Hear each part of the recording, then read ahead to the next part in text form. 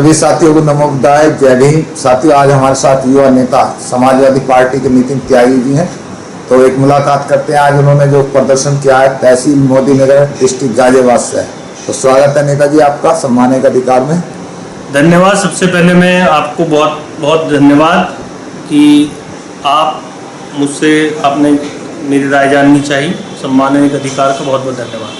Sir, मैं ये जानना चाहता हूँ सम्मान के अधिकार में कि आज जो ये प्रदर्शन हुआ था इसके अंदर क्या है, सरकार से क्या डिमांड रही है और क्या हो रहा है ये बीजेपी सरकार में आने से? डिमांड नहीं है। जो सरकार जो है, जो वर्तमान सरकार है, योगी सरकार, ये हर एक मुद्दे पे फेल हो चुकी है।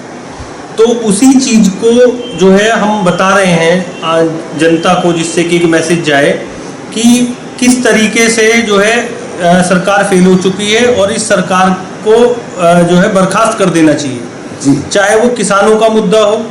किसानों का आप देख रहे हैं कि जहां कोरोना काल में किसानों को रियायत मिलनी चाहिए थी बिजली के बिल में और जो बाकी उन्होंने ऋण लिए हुए हैं उसमें, उल्टा बिजली की जो दर है वो बढ़ा दी गई है। उनके ऊपर जो है और वजन डाल दिया गया है, मरते हुए में और एक लात मार दी गई है। तो इस तरीके से जो है, जिससे और जो कर्ज है उनका कर्ज में भी उन्हें जो है कोई रियायत नहीं दी गई है। उस पर कंपाउंड इंटरेस्ट लगा रहे हैं बैंक, चक्रवर्ती ब्याज लगता जा रहा है। तो उससे कहीं ना कहीं किसान जो है परेशान है। अगर बात की जाए युवाओं की, तो युवाओं को रोजगार नहीं मिल पा रहा है। जितनी भी भर्तियां हैं वो रोक दी गई हैं, भर्ती नहीं हो रही है। अगर परीक्षा हो गई है तो उसका रिजल्ट नहीं आ रहा है, रिजल्ट आ चुका तो नियुक्ति नहीं मिल पा रही है। तो ये युवाओं के सामने परेशानी है। दूसरा, जो हमारे दलित छात्र हैं उन्हें हमेशा से छात्रवृत्ति मिलती आई है और उनका फ्री ऑफ कॉस्ट, उन्हें 0 फीस पे उनका एडमिशन होता है। लेकिन इस बार ये पहली बार इस सरकार में हो रहा है कि बीएड में उन्हें 0 फीस पे एडमिशन नहीं मिल पा रहा है। उन्हें पूरी फीस जमा करके, डीडी जमा करके तब उन्हें जो है दाखिला मिलेगा। ये जो है, जो छात्र जो गरीब हैं, जो मिडिल क्लास फैमिली से आते हैं, उनके हाथ से कलम छीनने की एक सरकार की साजिश है, जिससे कि वो पढ़ ना सके, क्योंकि नहीं पढ़ेंगे तो नौकरी भी नहीं मांगेंगे। तो इस तरह की साजिश जो है सरकार कर रही है गरीब, दलित और मध्यम वर्ग के जो छात्र आ रहे हैं उनके साथ। इस सरकार से हर कैटेगरी का, हर समुदाय का व्यक्ति परेशान है। हर समुदाय का, चाहे वो जनरल कास्ट है, चाहे वो ओबीसी है, चाहे वो एससी है, चाहे वो एसटी है, चाहे वो अल्पसंख्यक है। तो ये संविधान के दायरे में तो काम कर नहीं रहे हैं, मुठभर्ती कर रहे हैं। क्या ये 22 में रह पाएंगे या नहीं रह पाएंगे? बिल्कुल नहीं रह पाएंगे। जिस तरीके का रवैया सरकार का है, सभी वर्ग इनसे परेशान हैं और भ्रष्टाचार चरम पर है। भ्रष्टाचार अपने चरम पर है। और अभी आपने देखा होगा जो है कोरोना किट में जो है घोटाला हुआ, और बड़े पैमाने पे हर जिले में घोटाला हुआ, बहुत बड़े पैमाने पे जो है घोटाले खुल के आ रहे हैं। ऐसी जो नियुक्ति में जो हमारा 69,000 वाली जो भर्ती हुई शिक्षकों की, उसमें घोटाला हुआ। उसमें जब घोटाला जिन्होंने खोला, जो कप्तान थे इलाहाबाद के, उन्हें भी वहाँ से हटा दिया गया। तो कहीं ना कहीं जो भ्रष्टाचार के मामले आ रहे हैं उन पर पर्दा डालने का काम सरकार कर रही है। दूसरा, अपराध इतना बढ़ चुका है कि रोज आए दिन हत्याएं, आए दिन जो अपहरण के केस नहीं सुनने को मिलते थे पिछले 10-15 साल से, जो वो अब दोबारा से फिरौती की घटनाएं, अपहरण के केस दोबारा से सामने आ रहे हैं बड़े पैमाने पर। एक सरकार प्रस्ताव लाई है ये उत्तर प्रदेश के माननीय मुख्यमंत्री अखिलेश यादव, ये योगी जी, तो कि 5 साल की संविदा पर जो है टीचर रखे जाएंगे। ये क्या है ये कानून? ये बिल्कुल वाहियात फैसला है। 5 साल की अगर आप संविदा पे रखोगे किसी को और 5 साल बाद अगर उसे हटा दिया, पहली बात इसमें एक पॉइंट तो ये आता है कि अगर 5 साल बाद उसे हटा दिया तो 5 साल बाद कहाँ जाएगा। दूसरी चीज ये है कि इसमें जो अधिकारी हैं, अधिकारी अपनी चमचागिरी कराएंगे, अपने पर्सनल काम कराएंगे, क्योंकि जो कलम है वो अधिकारी के हाथ में रहेगी। अगर कोई आदमी काम में हल्की सी भी लापरवाही करेगा, काम में क्या, वो अगर उनके काम करने में लापरवाही करेगा, उनकी चापलूसी में लापरवाही करेगा, तो वो कलम चला के उसे जो है बाहर कर देंगे, उसे जो है परमानेंट नहीं करेंगे।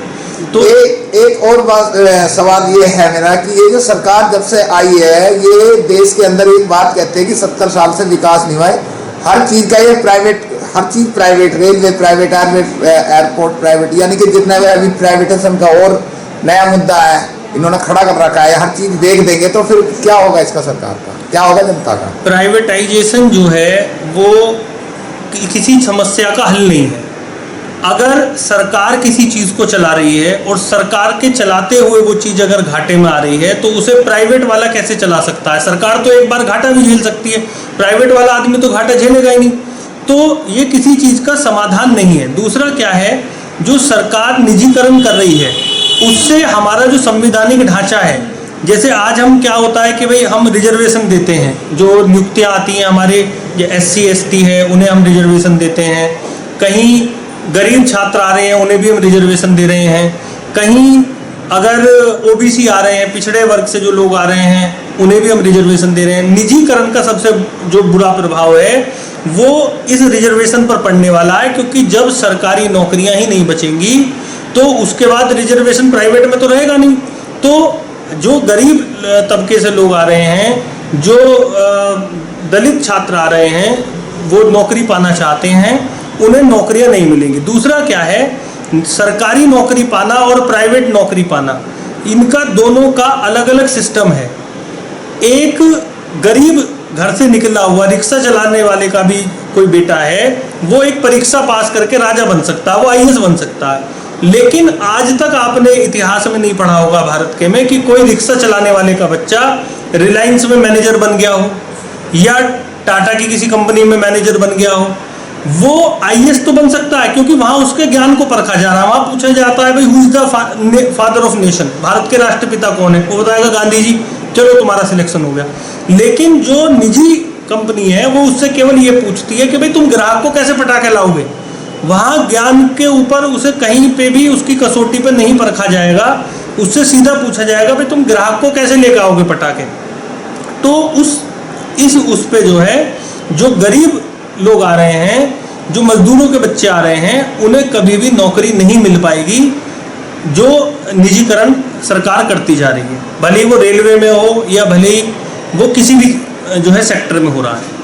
एक जो आपकी जो आने वाली 22 में सरकार आप बना पाएंगे, मुझे उम्मीद है। क्या आप गांव-गांव में, जैसे आज बहुजन समाज पार्टी मीटिंग कर रही है, BJP मीटिंग कर रही है, तो क्या आप लोगों की भी कर रही है? इसमें दो चीजें हैं। एक तो जो विकल्प है, जो जनता के सामने विकल्प है, वो समाजवादी पार्टी एक विकल्प है जी। ठीक है, हम विपक्ष नहीं है, हम विकल्प हैं। अगर जनता भारतीय जनता पार्टी की सरकार को हटाएगी तो उसके लिए जो एकमात्र विकल्प है वो समाजवादी पार्टी ही है, जो कि सारे जो सर्वजन की सरकार है, जो है सारे लोगों के हित के बारे में सोचती है, भले ही वो गरीब हों, भले ही वो दलित हों। क्योंकि जैसे हमने जिस तरीके से हमने समाजवादी पेंशन योजना चलाई, हमने 500 रुपये हमने सभी महिलाओं को हमने जो है गांव-गांव में दिए, आज वो बंद हो चुके हैं।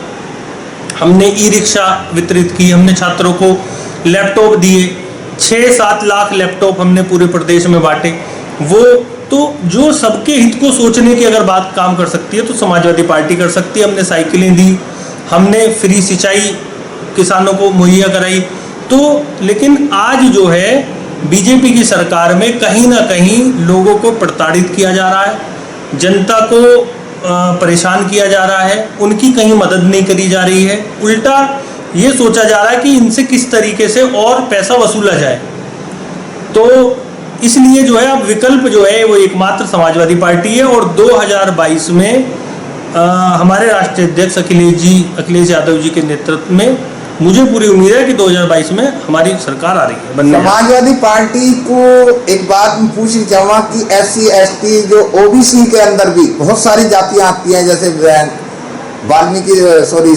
नाई समाज आता है, कुम्हार समाज आता है, माली समाज आता है, बहुत सारे समाज आते हैं OBC के अंदर। ये लोग ज्यादातर बीजेपी को लाइक करते हैं, समाजवादी को लाइक क्यों नहीं करते, जबकि समाजवादी OBC की पार्टी है। अभी तक तो बीजेपी ने ऐसा भ्रम बनाया हुआ था, ऐसा भ्रम लोगों में फैलाया हुआ था कि सारे लोग कहीं ना कहीं उन्होंने बीजेपी को इस बार वोट किया जी, ठीक है। लेकिन अब जो है वो लोग जान चुके हैं, उसमें आप ओबीसी की या एससी की या किसी जनरल कास्ट की भी अगर हम बात करें तो बहुत बड़े परसेंटेज ने ब्राह्मणों ने इस बार बीजेपी को वोट किया था। लेकिन आज आप देखो कि ब्राह्मणों की इतने बड़े पैमाने पे हत्याएं हो रही हैं और जो हत्या करने वाले लोग हैं उन्हें बचाने का काम सरकार कर रही है और उल्टा ब्राह्मणों पे मुकदमे लगाए जा रहे हैं। तो कहीं ना कहीं हर एक, अगर हम वर्ग की बात करें, हर एक जाति की बात करें, तो सभी कहीं ना कहीं त्रस्त हैं और इस बार जो है सबने मन बना लिया अपना कि इस सरकार को उखाड़ना है। गाजियाबाद के अंदर आप आते हैं जिले के अंदर, तो आप मुझे ये बताइए गाजियाबाद में SC/ST को जोड़ने के लिए क्या प्रयास चल रहा है आपका? हमारा अपने प्रकोष्ठ है, जैसे अनुसूचित जाति प्रकोष्ठ है, अनुसूचित जनजाति प्रकोष्ठ है, तो इन सभी के लिए जो है हमारी पार्टी जो है काम कर रही है लगातार और लोगों को बड़े पैमाने पर जोड़ा जा रहा है। फेस टू फेस पब्लिक से मुलाकात चल रही है, नहीं चल रही है? नहीं, अभी कोरोना के चलते जो है बहुत ज़्यादा अभी नहीं जो है इसकी काम किया जा रहा है, लेकिन फिर भी जो है अपने लेवल पे काम किया। आज का धरना आपका सफल रहा मोदी? बिल्कुल, बड़े पैमाने पे जो है लोग वहाँ पहुँचे और पूरी तरीके से सफल। बहुत बहुत साधुवाद, धन्यवाद आपका सम्मान का अधिकार टाइम देने के लिए। साथियों, ये थे हमारे साथ नितिन त्यागी जी, युवा नेता समाजवादी पार्टी। बहुत बहुत धन्यवाद। जय भीम, नमो बुद्धाय।